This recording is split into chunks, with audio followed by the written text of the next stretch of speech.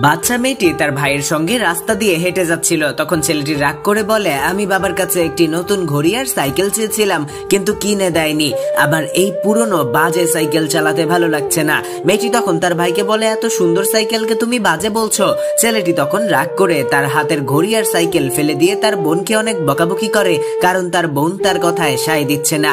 তারপর ছেলেটি তার সাইকেল উঠিয়ে একটি মুদিখানায় দোকানে যায়, কিন্তু কিছু প্রয়োজনীয় জিনিসপত্র কিনতে যায়। তখন দোকানদার তার ছোট্ট বোনটিকে বাইরে দাঁড়িয়ে থাকতে দেখে তার কাছে ডেকে তার নাম জিজ্ঞেস করে এবং বাচ্চা মেয়েটিকে চকলেট দেয়, কিন্তু মেয়েটি চকলেটগুলো নেয় না।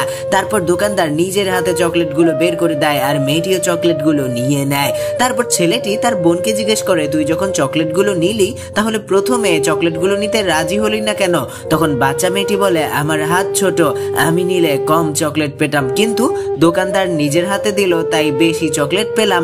বন্ধুরা, ভিডিওটি দেখলে কি বুঝতে পারলেন অবশ্যই কমেন্ট করে জানাবেন, আর ভিডিওটি ভালো লাগলে চ্যানেলটি লাইক করে সাবস্ক্রাইব করে দিবেন।